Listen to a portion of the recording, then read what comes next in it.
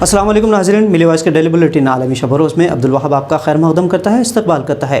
عالم اسلام سے اہم خبروں کے اس بلیٹن کو شروع کرنے سے قبل پیش ہے چند سرخیاں۔ پاکستان میں داسو پاور پلانٹ کے قریب مشتبہ بس دھماکہ، 9 چینی شہری ہلاک، 28 زخمی۔ افغانستان سے فوجی انخلا کو سابق امریکی صدر جارج بش نے بتایا غلطی، بش نے لاکھوں عورتوں کو بیوہ اور بچوں کو یتیم بنا کر ہمدردی کا ڈھکوسلہ دیا۔ افغانستان پر طالبان کا قبضہ مزید بڑھا، پاکستان سے ملک سرحد پر قبضہ کر کے آمد و رفت روکی۔ یو اے ای میں عید الاضحیٰ کے موقع پر نماز کے لیے مسجدوں کو 15 منٹ کی دی گئی اجازت۔ اور حبشہ میں جمہوریت کا مذاق، ابی احمد کی پارٹی نے جیتی 410 نشستیں۔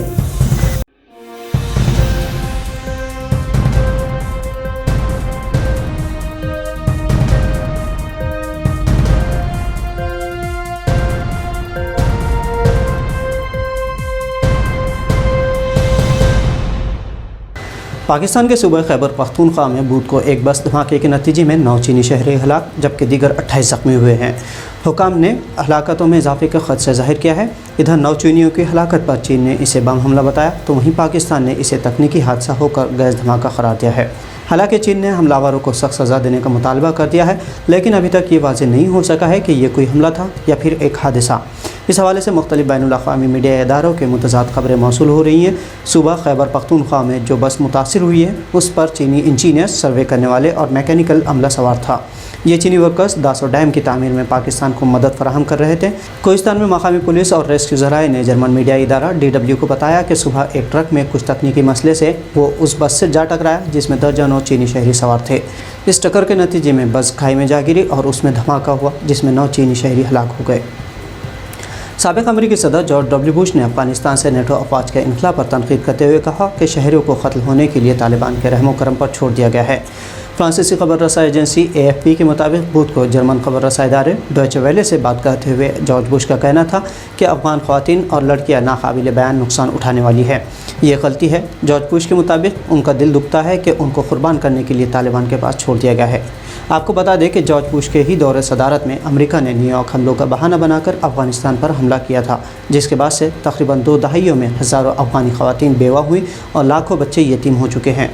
اب مگرمچھ کے آنسو کی مصداق سابق امریکی صدر جارج بش امریکی فوجیوں کے واپس بلوانے کو موجودہ صدر کے فیصلے کی مخالفت کر رہے ہیں۔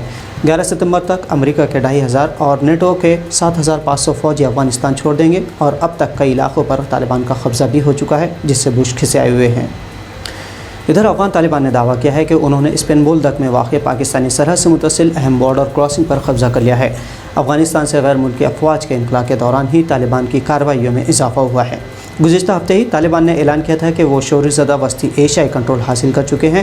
اس تازہ پیش رفت کے بعد خبر رساں اداروں نے پاکستانی سیکیورٹی ذرائع کے حوالے سے کہا ہے کہ اس علاقے میں طالبان کا سفید پرچم لہرایا گیا ہے، جو اس بات کی طرف اشارہ ہو سکتا ہے کہ طالبان نے واقع اسٹریٹجک حوالے سے اس اہم علاقے کا کنٹرول سنبھال لیا ہے۔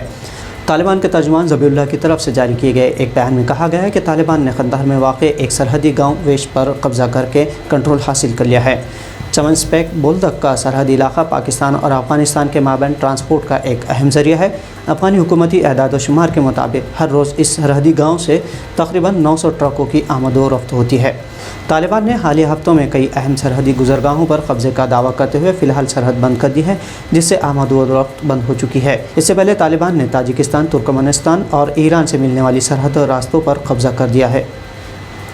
کورونا کے پیش نظر کئی ماہ سے UAE میں اجتماعی طور پر نماز پڑھنے پر پابندی عائد تھی۔ اب UAE میں مساجد کو عید الاضحیٰ کے موقع پر شہریان کو نماز پڑھنے کی اجازت دے دی گئی ہے۔ متحدہ عرب امارات حکومت کی جانب سے منگل کو اعلان کیا گیا کہ UAE بھر میں مساجد اور کھلی جگہوں پر عید الاضحیٰ کی نماز ادا کرنے کی اجازت ہوگی۔ اسی کے ساتھ ساتھ عید کے موقع پر مسجدوں میں بھی ممکنہ طور پر بھیڑ نہ کرنے کے اقدامات کیے جا رہے ہیں۔ نماز کے لیے اجازت کے ساتھ ہی عید الاضحیٰ کے پیش نظر کچھ ہدایات جاری کی گئی ہیں، جس میں خطبہ سمیت نماز کا کل وقت 15 منٹ تک محدود کیا گیا ہے۔ عید کی نماز کے لیے مساجد 15 منٹ پہلے کھولی جائے گی اور نماز کے فوری بعد بند کر دی جائے گی۔ شہریان کے لیے نماز عید کے بعد ہاتھ ملانے اور گلے ملنے پر پابندی عائد کی گئی ہے۔ ساتھ ہی 12 سال سے کم عمر اور 60 سال سے زائد عمر کے افراد کو بھی نماز عید گھر پر ہی ادا کرنے کی تلقین کی گئی ہے۔ ایتھوپیا یعنی حبشہ کے عبوری وزیر اعظم ابی احمد نے پارلیمانی الیکشن میں کامیابی حاصل کر لی ہے۔ اگرچہ اپوزیشن نے اس الیکشن کا بائیکاٹ کر رکھا تھا، تاہم ابی احمد نے اس انتخابی عمل کو ملک کے شفاف ترین اور آزاد الیکشن قرار دیا ہے۔ ایتھوپیا الیکشن کمیشن نے بتایا کہ 21 جون کو ہوئے الیکشن میں ابی احمد کی پارٹی نے قطعی اکثریت حاصل کر لی ہے۔ یہاں یہ بات قابل ذکر ہے کہ کووڈ کی عالمی وبا کی وجہ سے ملک کے 10 علاقوں میں ووٹنگ نہیں ہو پائی ہے۔ حتمی نتائج کے مطابق ابی احمد کی نئی تشکیل کردہ پراسپیرٹی پارٹی نے 436 نشستوں میں سے 410 پر کامیابی حاصل کی۔ الیکشن میں اکثریت حاصل کرنے والی جماعت پراسپیرٹی پارٹی کے وزیر اعظم کے امیدوار بھی ابی احمد ہی ہیں۔ نوبل انعام یافتہ وزیر اعظم ابی احمد دوسری مدت کے لیے بھی اپنی ذمہ داریاں سنبھالیں گے۔ ایتھوپیا میں انتخابات گزشتہ برس اگست میں منعقد ہونے تھے، لیکن وبائی مرض کورونا کی وجہ سے انتخابات 5 جون تک ملتوی کر دیے گئے تھے۔ تاہم ملک میں امن و امان کے مخدوش صورتحال اور تنازعات کے باعث الیکشن پھر سے ملتوی کیے گئے تھے۔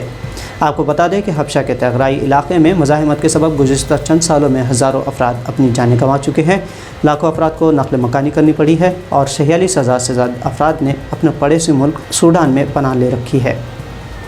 تو ناظرین، عالمی شب روز بلیٹن میں یہ تھی آج کی اہم خبریں۔ بھارت سے اہم قومی خبروں اور دیگر تصحیحوں کے لیے آپ ملی وائس کو فالو اور سبسکرائب کر سکتے ہیں۔